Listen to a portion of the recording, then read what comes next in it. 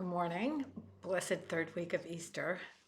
It's Tuesday, April 16th, and I'm still in Los Angeles. I've been in California since April 5th. I'm flying home, I'm flying back to Tucson today, this afternoon, and it's been a very interesting trip. I think the dust won't settle emotionally and spiritually till I return home and process a bit, but grateful to have been here, grateful to be going home. And,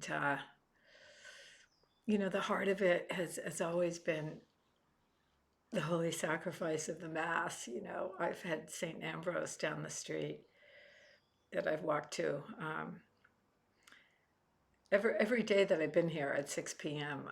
I couldn't, it's the time is such that I knew I couldn't go to Mass today, had to clean the apartment, etc. So I participated in as I sometimes do, the spiritual holy sacrifice of the Mass with Portsmouth Abbey in Rhode Island, where I have a dear friend there, former Abbot Matthew Stark, and a dear friend, Dr. Timothy Flanagan, who's from Tiverton nearby, and yeah, he went to Portsmouth Abbey, and all his sons did, etc. So anyway, I will go to Mass, and their Mass is at 7:20 a.m. So it was 4:20 a.m. here, and as often happens, I woke at 4:07, and I hadn't consciously planned to log on to the Mass there. But as soon as I woke up, I just knew, oh, the Lord is calling me. So I got to do that. And the priest in his homily said, go out today and sweat a bit for God. So like, yeah, don't worry, I'm driving to LAX. That's hardly sweating. But anyway, so what I wanted to talk about was one of the things I did while I was here, because it was super cold and gloomy for 3 solid days here. It's like, of course, it's finally 85 in Tucson, my absolute favorite temperature. Anyway, no problem at all. But one of the things I did was watch 1981 11 episode Brideshead Revisited. I guess it was made for TV, starring Jeremy Irons as Charles Ryder. Gosh, I can't remember the guy's name, Anthony someone, I think, who plays Sebastian. But Sebastian, as they say, not Sebastian, Sebastian Flight, Flyte, was only in the first 2 or 3 episodes. Anyway, as you may know, Brideshead Revisited is a novel by Evelyn, I guess you pronounce it, Waugh, 1930s, I think, and it's about these two.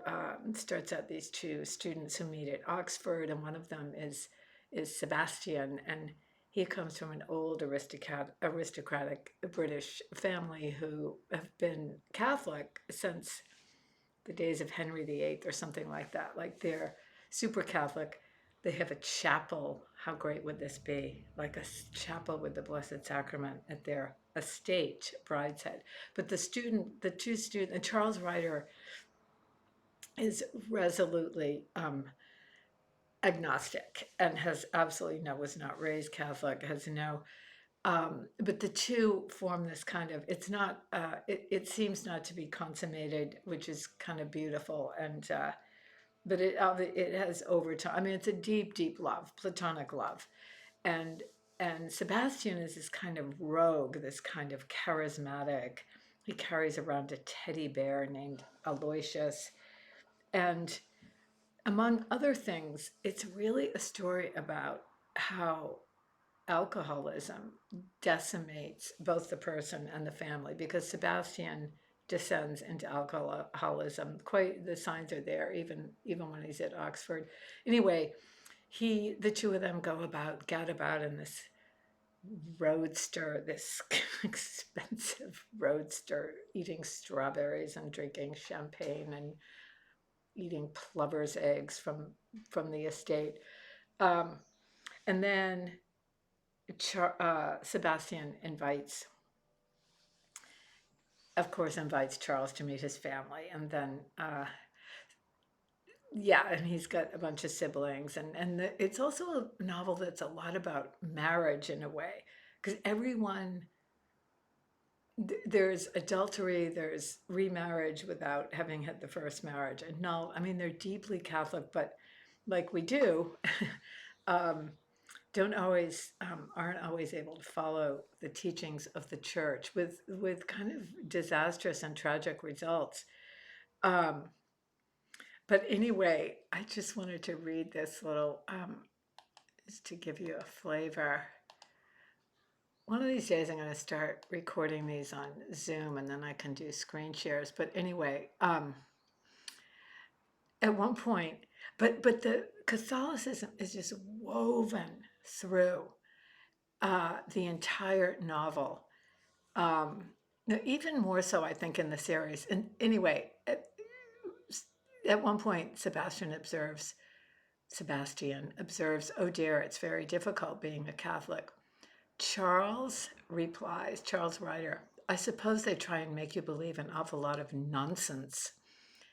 "Is it nonsense?" mused Sebastian. "I wish it were. It sometimes sounds terribly sensible to me. But my dear Sebastian," Charles continues, "you can't really believe it all. I mean, about the star and three kings and in prayers. You think you could kneel down in front of a statue and change the weather?"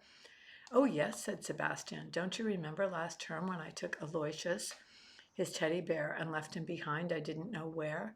I prayed like mad to St. Anthony, and immediately after lunch there was Mr. Nichols at Canterbury Gate with Aloysius in his arms, saying I'd left him in his cab." So, I mean, he's kind of being flippant, but at the same time, not exactly. And in fact, if anyone, Sebastian, though he descends into terrible maiming alcoholism, is kind of the holiest person in the whole novel. um, anyway, elsewhere, Charles Ryder notes that Catholics often seem, because he sees that Sebastian drinks a lot, that he's not especially virtuous, as so often people do notice about, about us Catholics. Elsewhere, yeah, so he notes that Catholics often seem the same as other modern people. And I love this. Sebastian replies, "My dear Charles, that's exactly what they're not. They've got an entirely different outlook on life. Everything they think important is different from other people. They try and hide it as much as they can, but it comes out all the time." And I think that is absolutely true, right? And, I, yeah, the things that are important to us. And I mean, one of my quibbles though I think with the novel, which I reread not too long ago in the last couple of years in the series, there's this great emphasis on, and there's a lot of drama around the daughter Julia ends up marrying this guy outside the church. He's been married before. He's not Catholic. He comes into the church. He receives instruction to come into the church, and then before they're married, it comes out he's been married before, and he goes, "What's the problem? I'm divorced." And so they, of course, freak out. "Oh, no, no, no! But it hasn't been annulled." And he's like, "Well, where can I buy an annulment?" She anyway marries him anyway in a Protestant church, which, and to the modern person, the non-Catholic, it's like, what is the big deal? But so they never go into the fact that marriage is a sacrament. The seven there's a whole thing about the last rites as well, another sacrament, and again, Charles doesn't see why this is remotely important. That's kind of the climax of the novel. Um, but they never go into sort of why this is so important to us Catholics.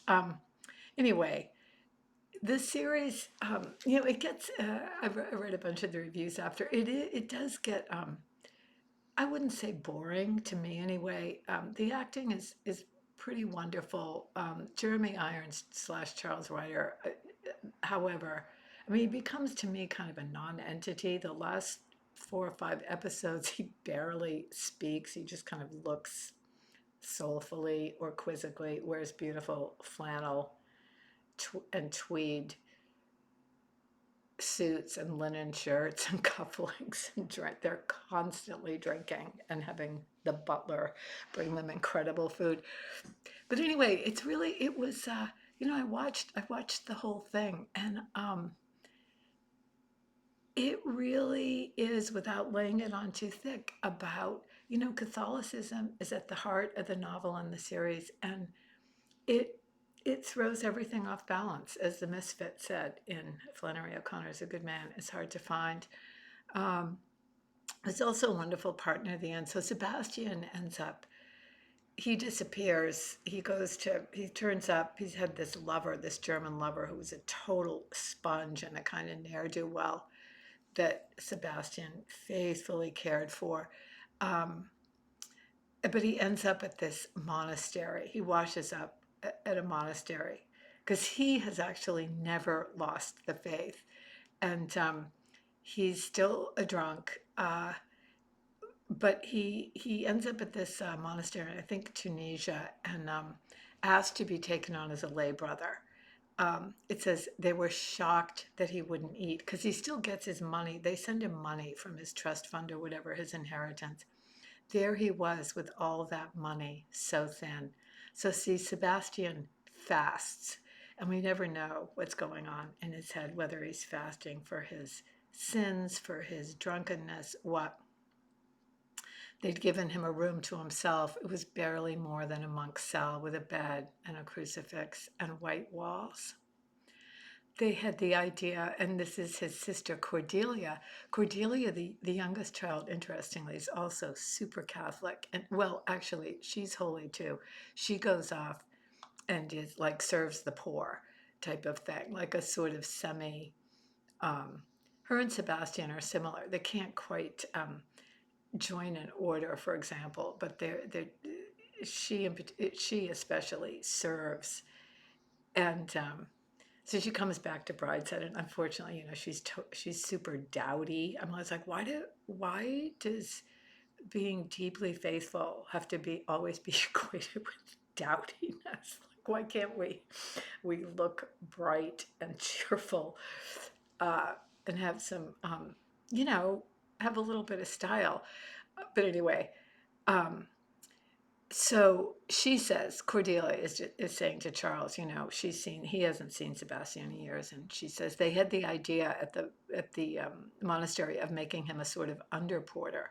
There are usually a few odd hangers-on in a religious house, people who can't quite fit in either to the world or to the monastic rule. I said, oh yes, aren't there? I love that. I kind of feel like that as an oblate, novice oblate. Anyway, and then Charles says, it's not what one would have foretold, I said. Because Sebastian, as a youth, was just gorgeous. Everyone loved him. Everyone was attracted to him. And this is where he's ended up. He says, he asks Cordelia, I suppose he doesn't suffer. And Cordelia says, oh, yes, I think he does. One can have no idea what the suffering may be, to be maimed as he is, no dignity, no power of will. No one is ever holy without suffering. So there's a lot of there's a lot of meat there. Obviously, it's a really iconic novel, well worth reading, and the series I think is well worth watching instead of scrolling through X, formerly known as Twitter, and reading insults against people you don't like. So let's go out today and sweat a little for God. Let's do it. All right. Thank you so much for listening and watching. Vaya con Dios.